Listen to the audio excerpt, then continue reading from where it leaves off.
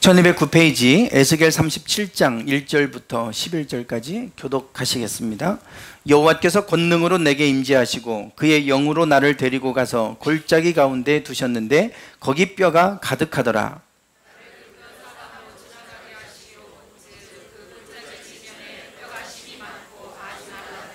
그가 내게 이르시되 인자야 이 뼈들이 능히 살 수 있겠느냐 하시기로 내가 대답하되 주 여호와여 주께서 아시나이다.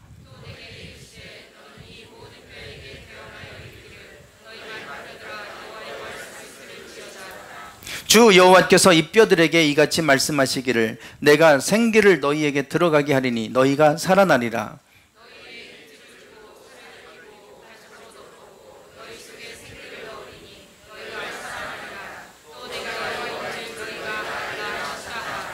이에 내가 명령을 따라 대언하니 대언할 때에 소리가 나고 움직이며 이 뼈 저 뼈가 들어맞아 뼈들이 서로 연결되더라.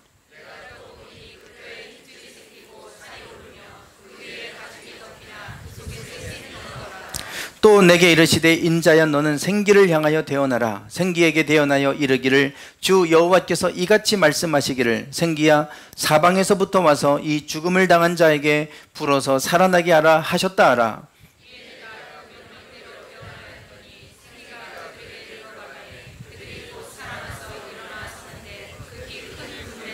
11절 함께 읽겠습니다. 또 내게 이르시되 인자야 이 뼈들은 이스라엘 온 족속이라.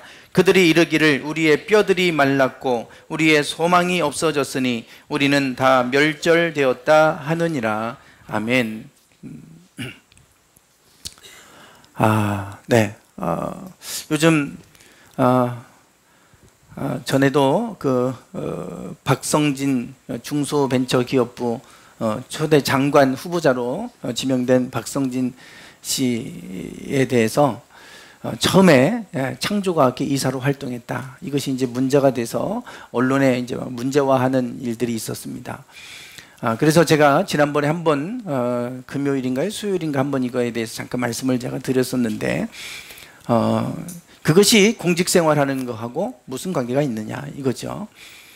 창조과학회에서 활동하고 그것이 진화론을 부정하고 창조론을 믿는 사람이다 이래가지고 마치 문제가 있는 사람처럼 이렇게 이제 언론에서 분위기를 조성하고 몰아가는 그런 일들이 있었죠. 그래서 이제 청와대에서도 자꾸 이게 논란이 되니까 개인의 종교적인 신념과 공직 수행을 하는 것은 별개 문제다. 이제 이런 입장을 밝히면서 이게 좀 수면으로 가라앉았었어요. 그리고 뭐 이사로 활동하고 뭐 이제 그랬지 뭐 거기에 대해서 연구 활동이나 그렇게까지는 안 했다 그랬는데 또 어디서 자료를 찾았는지 뭐 강연을 창조과학과 관련한 강연을 한 것들을 또 이렇게 올라와 있어요. 그래서 이분이 뭐 어디까지 참여하고 뭐 창조론을 어느 정도까지 믿고 뭐 이런 것들이 우리가 그 신앙의 신념이 공직을 수행하는 데 있어서 이것이 문제가 되는 이런 모습에 저는 이제 많이 화가 나고 이분이 개인적으로 이 공직을 수행하는데 부적합한 여러 가지 요인들이 있으면 그 부분에 대해서 지적하는 것은 제가 동의가 되지만 창조 하나님이 성경에서 말씀하고 있는 창조하셨다고 하는 걸 받아들이는 것 자체를 문제 삼는 것 이것 자체는 지금 문제가 아주 심각한 거죠. 이것이 지금 그래서 이제 기독교 CBS에서도 이것에 대해서 우려를 표하고 있는 이제 그런 뉴스의 내용이 이제 캡처한 부분입니다. 기독교에서는 이 부분에 대해서 매우 심각하게 우려하고 있다는 거죠. 이거를 문제 삼으니까 공직을 맡는 데 있어서 그 사람의 종교적 신념 가지고 마치 이 창조론을 믿는 게 근본주의인 것처럼 이게 이제 한동안 조용하더니 또 이 기사화돼서 제가 이제 그 부분을 참 왜 이런 것을 가지고 이렇게 문제 삼을까? 이게 이 시대의 이 시대의 모습이구나. 우리 기독교를 향해서 적대적이시하는 이 시대의 사람들의 일반적 견해고 모습인가 보다. 그래서 이제 더더욱 우리 크리스찬으로서 많은 심각한 우려를 좀 갖게 됩니다. 창조와 진화에 관한 지금 이런 얘기들이 사실은 오래전부터 논쟁이 되어 왔습니다. 여기 보시면 인간과 침팬지가 있는데 이미 게놈 지도는 다 작성이 됐고 완성이 됐잖아요. 그래서 게놈 지도, 유전자 지도를 다 이렇게 분석을 하고 보니까 침팬지와 유전자가 약 99%, 물론 어떤 경우는 1.6% 정도 차이가 난다. 어떤 데는 1%다. 이게 조금씩은 이제 차이가 있지만 거의 이제 99%는 일치한다라고 이제 보는 거예요. 인간과 침팬지의 유전자가 거의 흡사하다는 겁니다. 1%만 빼고 거의 99%가 일치된다. 그래서 이것을 가지고 무슨 얘기를 하냐면 이렇게 됐다는 거죠. 인간은 유인원에서부터 진화돼서 사람이 됐다. 왜? 유전자적으로 볼 때 거의 일치하니까. 그러니까 조금의 차이가 있는데 그게 이제 돌연변이가 나타나서 그것이 진화돼서 지금의 인간이 됐다라고 보는 거예요. 그러니까 거의 일치하니까 90%. 그걸 가지고 이제 이렇게 진화됐다라고 얘기를 합니다. 물론 이거 증거는 없어요. 이렇게 진화됐다라고 하는 증거는, 명확한 증거는 나타나는 게 하나도 없습니다. 다만 그 99% 일치하고 너무나도 흡사한 그런 것을 볼 때 이렇게 되지 않았겠느냐, 지금 이렇게 보는 것이시죠. 그런데 0.1%의 차이라는 책이 있습니다. 이거는 뭐냐면 이렇게 인종의 차이예요. 사람들 사이에서도 인종별로, 사람도 남자와 여자별로 유전자가 차이가 있죠. 근데 그 차이가 0.1% 차이라고 그럽니다. 아까는 인간과 침팬지가 1%라고 했는데 사람과 사람 사이의 유전자적으로 볼 때 차이는 0.1% 정도 차이가 난다는 거예요. 그런데 이 책의 내용은 무슨 얘기냐면 0.1% 차이지만 사람마다 엄청난 차이가 난다는 겁니다. 0.1% 보잘것없는 차이 같은데 이 차이가 엄청난 차이를 만들어낸다는 거예요. 그러면 도대체 이런 작은 차이임에도 불구하고 이렇게 다양하게 사람들의 생각이 다르고 패턴이 다르고 형식이 다르고 삶의 모습들이 다 다른 이유가 뭘까? 또 의식 수준, 생활 수준, 지식 수준 모든 게 막 다르죠. 그 유전자적으로 볼 때는 큰 차이가 없는데 어떻게 이렇게 큰 차이가 날까? 이 사람은 이제 언어적인 것에서부터 답을 찾아갑니다. 그런 내용인데요. 0.1% 차이도 이런 엄청난 차이를 만들어내요. 인간과 침팬지 마찬가지입니다. 1%의 차이인데도 불구하고 이 차이가 인간과 침팬지를 엄청난 차이를 만들어냈어요. 유전자적으로 1% 거의 흡사한데 왜 1% 차이가 이런 엄청난 차이를 만들어낼까? 이거는 진화론으로 설명이 안 됩니다. 인간은 침팬지와 거의 흡사한데 유전자적으로 그 조금 차이인데 어떻게 생각하는 게 다르고, 그리고 우리는 영적인 행위를 하고 신을 찾고 그 유인원하고 다른 인간만이 가지고 있는 이런 독특한 특성들을 1% 차이 가지고 이걸 어떻게 설명하냐 이겁니다. 이 부분이 설명이 안 되는 거예요. 나름대로 설명을 하게 하지만 아직도 납득이 될 만한 그런 설명을 하지를 못합니다. 여기 보시면 나는 천국을 보았다. 김영사에서, 일반 출판사에서 나온 책입니다. 우리 여기 여기 바로 여기 나가시면 거기에 지금 책 몇 권 이렇게 제가 비치해 놓은 책에 이 책이 있어요. 나는 천국을 보았다. 한번 읽어보세요. 아주 재밌게 읽으실 수 있는 책입니다. 이분 알렉산더라고 하는 분이 썼고요. 2013년도에 미국 아마존, 뉴욕 타임스 이런 데 베스트셀러 1위가 된 책입니다. 지금도 이렇게 많이 사랑받는 책이고 화제의 책이었어요. 천국을 경험하고 왔던 내용을 쓴 책입니다. 그 전에도 천국을 경험하고 온 사람들이 증언도 많았고 책도 많았잖아요.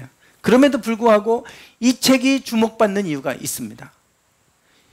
이 책의 저자는 이분 알렉산더는 하버드 신경외과 의사입니다.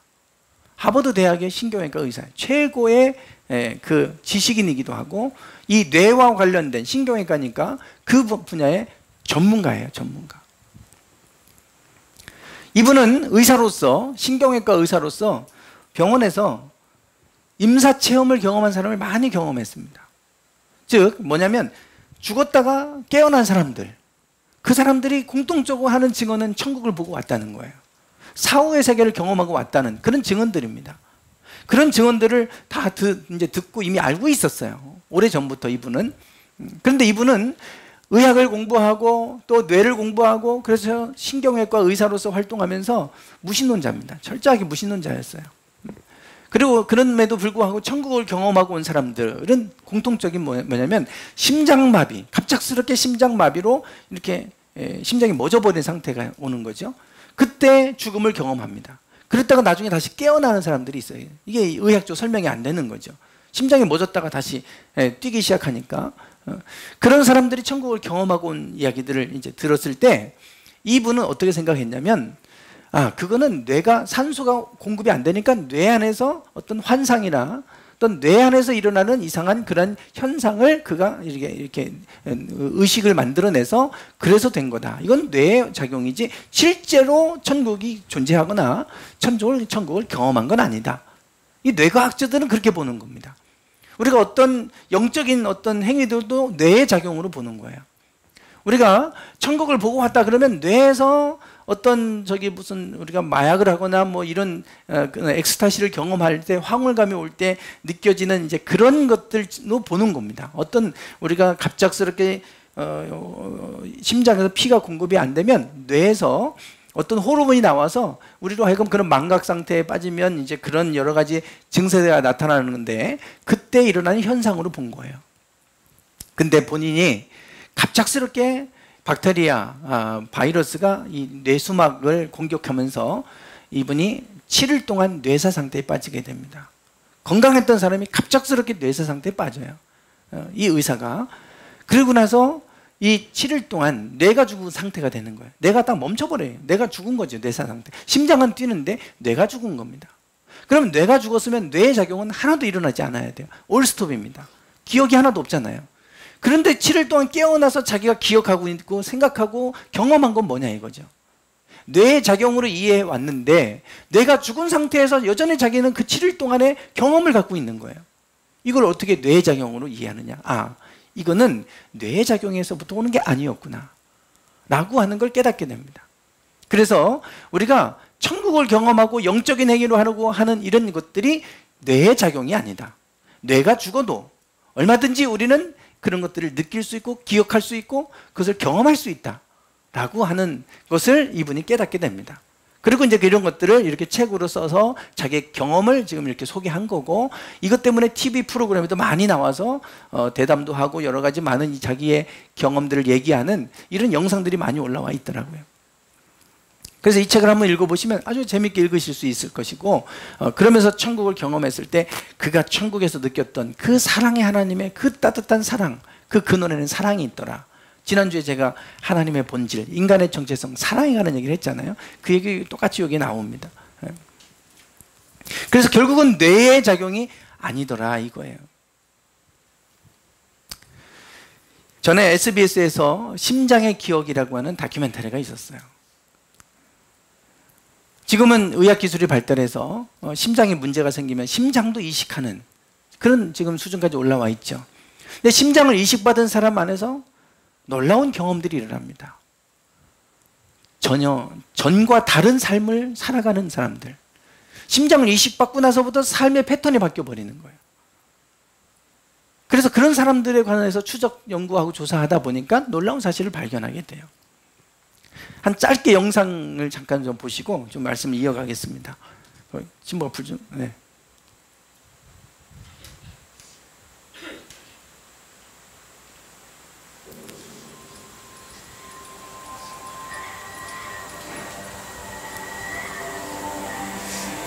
Transplant is now a routine operation, but a number of patients who have received new hearts are reporting huge changes in their tastes, personality, and most extraordinarily, in their memories.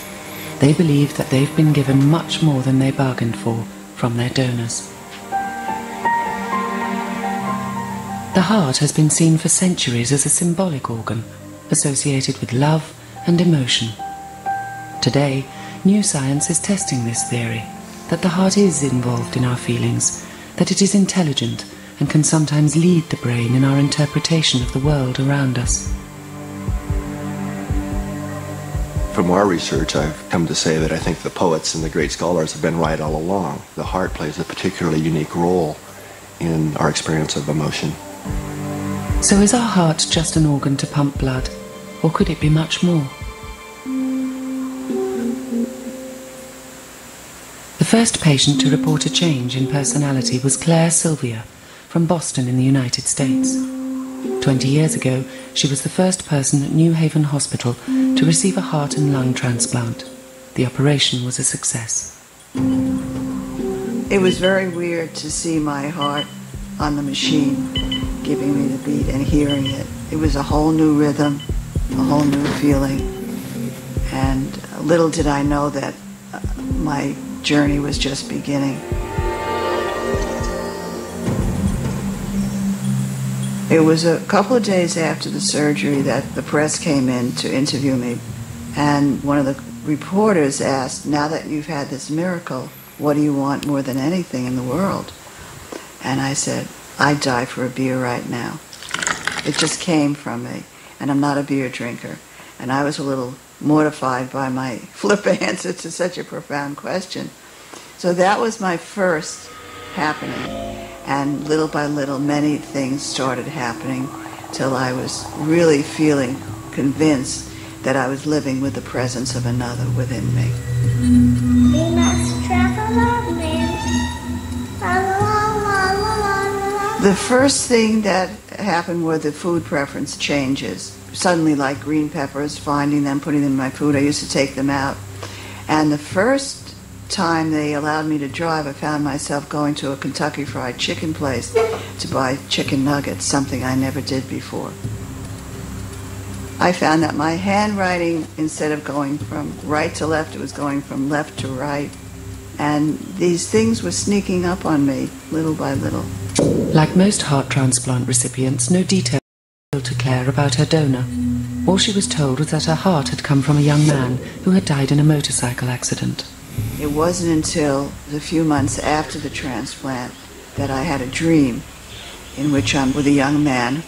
I awakened from the dream feeling that this for certain was my donor. And in the dream, his name, I knew him as Tim L.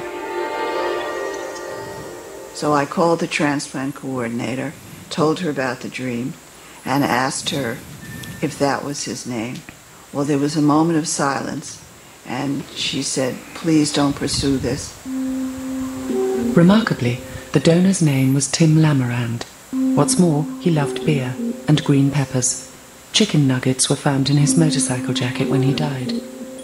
It was only when she finally met her donor family that she pieced everything together, giving her confirmation that everything she was experiencing had extraordinary similarities to her donor.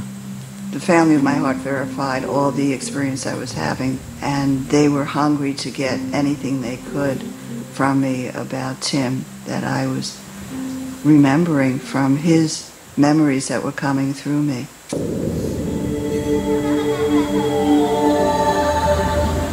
With strict codes of confidentiality in place at the hospital, it was impossible for Claire to have known these details about her donor. So where could these memories have come from? 네, 불 좀 켜주실까요? 네, 지금 보신 것처럼 지금 뭐 심장을 이식받은 많은 사람들의 경우가 이런 경우들이 막 많이 이제 사례가 보고되고 있고, 그래서 그동안 우리가 기억하는 것이 뇌에서만 일어난다고 생각을 했는데 심장을 통해서도 어떤 기억이 저장된다고 하는 것들을 알아가게 됩니다. 그러니까 우리가 느끼는 것이 단지 뇌의 작용만이 아니라는 거예요. 뭔가 우리가 이해할 수 없는 그런 일들이 우리 또 생명과 관련된 심장 안에서도 일어나고 있다. 그래서 심장 질환자들이 심장이 갑자기 멈춰서 임사 체험을 하는 경우, 그때 천국을 보고 오는 경우가 많아요. 뇌사도 마찬가지예요. 생명과 관여되는 뇌사나 심장이나 이 둘 중에 한 군데에 이제 그런 일이 생기면 이런 이제 우리가 임사 체험을 하는 경우 참 많습니다. 그래서 우리가 이 심장이라고 하는 것을 통해서도 우리가 뭔가를 느끼는데, 지금은 이제 어떤 실험까지 하고 있냐면 심장하고 뇌하고 도대체 어디가 먼저 어떤 반응을 할까? 그래서 어떤 이제 여러 가지 장치를 하고 그리고 나서 심장의 맥박이라든지 뇌파라든지 이런 걸 다 검사를 하는 거예요. 그리고 끔찍한 장면들을 보여줍니다. 그런데 보여주면 뇌가 그걸 보자마자 어떤 공포스러운 장면을 보면 이제 뇌파나 이런 것들이 변화가 생기죠. 근데 심장은 어떻게 변하는지 봤어요. 근데 놀랍게도 그 뇌가 반응하기 전에, 즉 그 화면을 보기 전에 뇌는 그걸 이미 감지하고 이미 뛰고 있다고 하는 것을 발견한 거예요. 심장에 예지의 능력이 있다. 그것이 뇌보다 더 빨리 판단하는 능력이 있다. 뭐 이런 얘기들까지 하고 나오고 있습니다. 그래서 저는 그런 생각이 들어요. 예전에 우리가 마음 그러면 예전에 심장에 있다고 얘기했었잖아요. 근데 지금은 뇌에 있다고 그러는 거예요. 마음이. 근데 다시 보니까 심장에 또 그런 기능이 있어요. 어떻게 보면 예지와 의식은 우리의 영적인 부분을 더 멈추게 한다면 이 마음의 부분은 우리가 영적으로 더 직감하는 능력들이 우리 심장 안에 있다고 하는 것들이 이제 여러 가지 사례를 통해서 보고가 되고 있어요. 제가 이 말씀을 드리는 이유는 우리의 모든 이런 영적인 것들이 진화돼서 혹은 의식, 뇌가 만들어지는 의식이 아니라 그 뇌와 상관없이 이루어지는 영적인 어떤 것들이 있다는 거죠. 성경에 보면 하나님이 사람을 창조하셨을 때 흙으로 사람을 창조하셨어요. 그리고 나서 그 코에 생기를 불어넣으셨어요. 생기라고 하는 건 하나님의 숨입니다. 숨을 불어넣었어요. 그랬더니 사람이 뭐가 됐습니까? 생명이 되었다 그래요. 살아있는 영이 되었다 그러는데 이 생명이라고 하는 이 단어는 히브리어로 네펫이라고 하는 단어입니다. 이 네펫은 뭐냐면 생명체, 살아있는 어떤 그 생명이라는 뜻이 있고 또 영혼 이런 뜻이 있어요. 네펫이가 살아있는 영혼이라고 번역한 건데 살아있는 생명체가 되었다. 그래서 여러분 성경에 보면 밑에 생명체, 뭐 생물 이렇게 또 관주가 붙어 있습니다. 사람이 비로소 살아있는 생물이 됐다는 거예요. 하나님의 영이 우리 가운데 불어넣어졌을 때 우리 인간은 비로소 살아있는 존재가 됐다 이 말입니다. 즉 우리의 정체성은 하나님의 영이 들어옴으로 인해서 비로소 인간이 되는 겁니다. 인간이 죽는다고 해서 그걸로 끝나지 않아요. 우리의 영은 여전히 있어요. 이 사람이 죽었지만 심장 안에 그 모든 기억들이 남아있지 않습니까? 우리의 마음으로는 우리가 뇌가 죽어도 여전히 우리는 영적인 체험들을 하고 뇌와 상관없이 우리는 사후세계를 경험하기도 하고 하나님을 경험하기도 합니다. 그래서 사람이 뇌사했다고 해서 죽었다고 해서 이 사람이 못 듣거나 못 느끼거나 그러지 않아요. 우리 뇌가 죽었다고 그거 하지 않습니다. 다 깨어나면 그 사람이 다 얘기해요. 나중에 어떤 얘기를 했는지 어떤 일이 있었는지 얘기하는 그런 아주 진귀한 일들도 일어납니다. 하나님이 우리를 생기를 불어넣으셔서 비로소 우리는 살아있는 존재, 영적 존재가 됐다 이런 얘기를 지금 성경은 하고 있어요. 그래서 우리가 살아있다고 하는 것은 하나님의 영 안에 있을 때 우리는 살아있는 존재가 됩니다. 그렇지 않으면 하나님의 영이 우리 가운데서 떠나가신다면 우리는 살아있으나 죽은 사람, 죽은 존재가 되는 거죠. 창세기 6장에 보면 노아 시대에 하나님의 물로 세상을 심판하실 때에 그때 사람들의 모습을 얘기합니다. 얼마나 악했는지 하나님이 물로 심판할 수밖에 없는 시대의 모습을 이렇게 묘사하죠. 한번 읽어보겠습니다. 시작.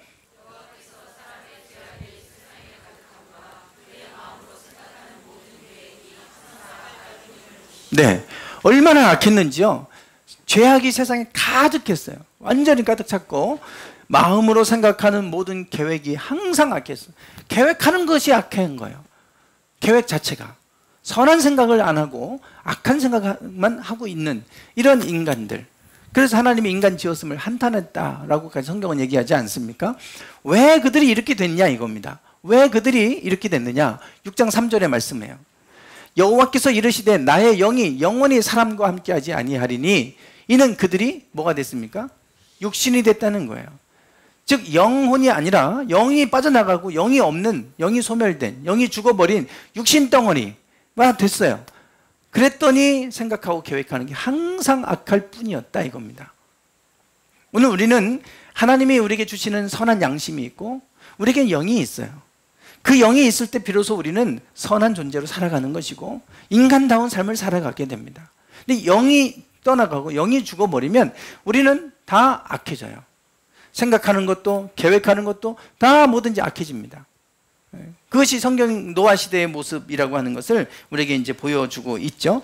그래서 우리가 하나님의 영으로 우리가 지어졌고 영이 우리에게 있기 때문에 인간은 하나님의 영 안에 있을 때 비로소 살아있는 존재로 살아가게 된다. 이것이 이제 성경에서 우리에게 말씀하고 있는 인간의 모습입니다. 자, 오늘 본문 말씀은 이 얘기예요. 하나님이 에스겔에게 하나의 환상을 보여주셨어요. 환상. 그 환상을 보여주시는데 깊은 골짜기를 보여주셨습니다.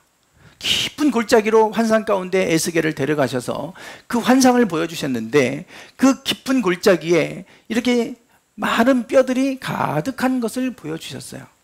2절에 보면 이렇게 얘기합니다. 나를 그 뼈 사방으로 지나가게 하시기로 본즉 그 골짜기 지면에 뼈가 심이 많고 아주 말랐더라.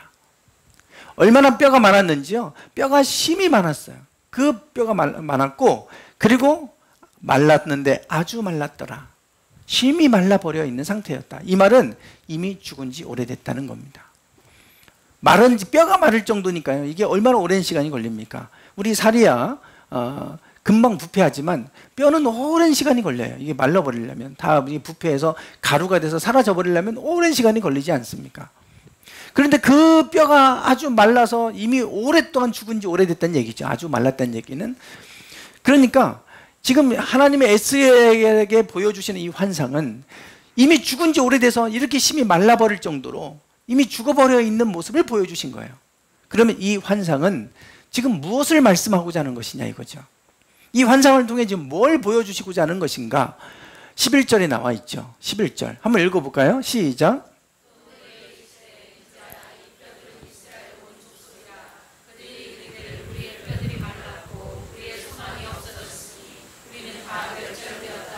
네, 이 뼈들은 뭐를 상징합니까?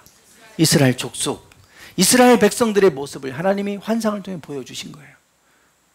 그들은 여전히 살아있는 모습 갖고 살아가지만 그들은 이미 죽어버린 상태임을 말씀하시는 거예요. 영이 죽으니까 육만 남아있겠죠. 그래서 그들이 영적으로 죽어 있는데 죽은 지가 이미 오래됐다. 심히 말라버릴 정도로 이미 죽어 있는 상태가 오래됐다라고 하는 것을 하나님이 에스겔에게 보여주신 거예요. 지금도 마찬가지예요. 우리 겉모양은 살아있지만 영이 죽어 있는 사람이 너무나 많습니다. 그런 사람들 보면 너무나 무서워요. 용서라는 것도 없고 그래요. 참 무섭습니다. 그 이스라엘 백성들이 이미 죽은 지가 오래됐다. 그걸 보여주신 거예요. 에스겔에게. 그러고 나니까 그 죽어있는 사람들의 상태의 모습을 보여줍니다. 영이 죽어있는 사람들의 모습, 공통점이 있어요. 소망이 끊어집니다. 소망이 없어졌다는 거죠. 소망이 없어요. 의욕상실합니다. 의욕상실. 아무것도 하고자 하는 의지가 없어져요.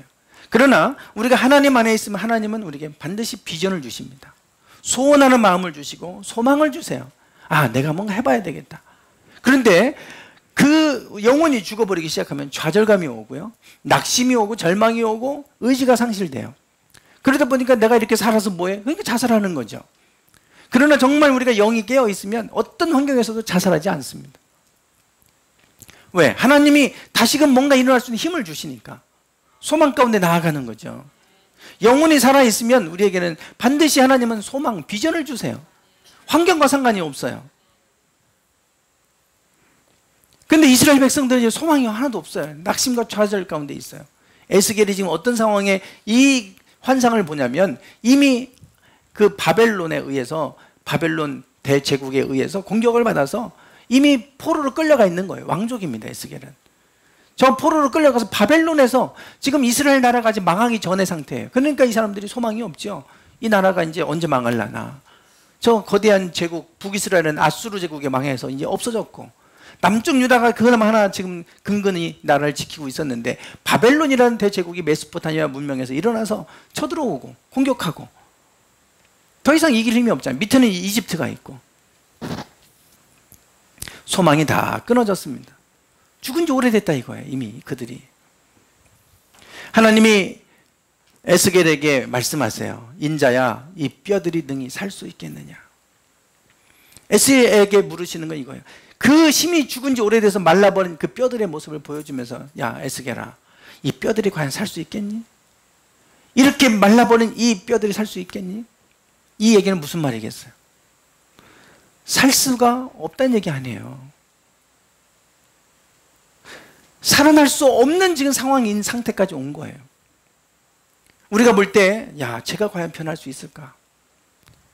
야, 저 사람이 과연 변할 수 있을까? 우리 힘으로는 못하죠. 이거 어떻게 살아요? 못 살지. 이미 죽은 지 오래돼서 뼈가 다 말라버렸는데 그거 어떻게 살렵니까? 못 살죠. 그러나 야 능히 살 수 있겠느냐? 이 말은 하나님은 하실 수 있다는 거예요. 이미 그 사람에게 소망도 없고 아무 의지도 없고 뭐 이 사람이 변화될 기미도 안 보여. 그렇지만 하나님은 하실 수 있다는 거예요. 그거 지금 말씀하시려고 하는 거예요. 야 에스겔아 이거 살 수 있겠니? 하나님이 살 수 있는 방법을 알려주세요. 그럼 왜 죽었느냐 이거예요. 어떻게 해야 살아나느냐 이거예요. 오늘 이 설교 제목이기도 합니다. 우리가 20일 동안 떡이 아닌 하나님의 말씀으로 주제를 말씀을 나눴는데 그 관련된 말씀이에요. 아주 중요한 말씀이죠. 한번 읽어보겠습니다. 시작.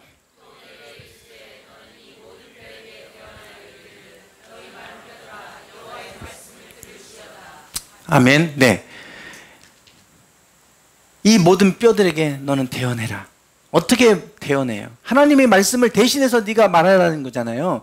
하나님이 그들에게 살 수 있는 방법을 알려주시는데 그들이 지금 영혼이 죽어 있으니까 듣지를 못하잖아요. 그래서 에스겔을 통해서 네가 대신해서 대언해라. 대신 얘기해라. 그 얘기해야 될 게 뭐예요? 너희 마른 뼈들아 뭘 들어요?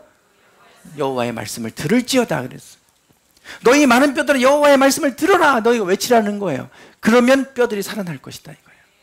그래서 그 말씀을 대언했더니 여호와의 말씀을 들으라고 대언했더니 뼈들이 막 들어맞기 시작하고 거기에 살이 오르고 힘줄이 붙고 피부가 생기고 사람의 형체를 갖게 되지 않습니까? 그 환상인 거예요. 그들이 어떻게 살아나는지를 보여주시는 거예요. 하나님의 말씀은 우리를 살게 하는 힘입니다. 우리는 영적 존재로 창조됐잖아요. 하나님이 영을 생기를 불어넣어 주심으로 인해서 인간은 비로소 살아있는 생명체가 됩니다. 인간은 다른 존재하고 달라요. 1% 유전자적으로 볼 때 1% 침팬지하고 다르지만 우리는 전혀 다른 존재 아닙니까? 그 다른다고 하는 게 어디로부터 옵니까? 하나님이 생기를 불어넣으셨다는 거예요. 그 영이 우리 가운데 떠나가고 우리 영이 없어버리면 우리는 육신만 남게 되면 그러면 노아 시대처럼 악해지는 겁니다. 누구나 다 마찬가지예요. 소망도 없어지고. 그런데 이 이스라엘 백성들이 하나님의 말씀을 그동안 듣지 않았던 거예요. 그러니 죽어버린 거예요. 그래서 심히 죽어버린 지 오래된 모습을 하나님 환상을 통해 보여주신 거예요. 지금 이스라엘 백성들이 이런 상태에 있다. 이렇게 됐다. 과연 살 수 있겠느냐? 살 수 있다. 어떻게? 그들을 향해 하나님의 말씀을 들으라고 외쳐라 이거예요. 그들에게 하나님의 말씀을 들으라고 외치라 이거예요. 너희 마른 뼈들아 여호와의 말씀을 들어라. 이렇게 외쳤더니 살아나기 시작했다는 거예요. 여러분 우리 삶 속에 의욕이 없거나 또 소망을 잃어버리거나 좌절 가운데 있을 때 하나님의 말씀을 들으셔야 되고 하나님의 말씀을 읽으세요. 왜냐하면 하나님의 말씀에는 하나님의 영이 불어넣어진 책이에요. 모든 성경은 하나님의 감동으로 됐다는데 감동이라는 단어가 하나님의 영이 불어넣어진 이란 뜻입니다. 푸니마토스라고 하는 단어예요.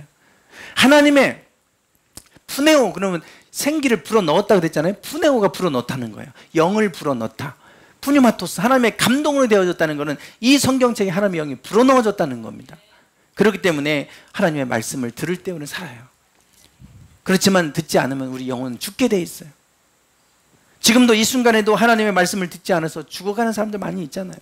우리 가정 안에도 마찬가지입니다. 살아나기를 원하신다면 가정 안에서 말씀을 읽고 말씀을 자꾸 듣고 말씀을 내가 누군가에게 전하고 그러면 그 속에서 살아나는 일이 있을 줄 믿습니다. 그래서 죽게 살기로 성경 읽기 하자는 거예요.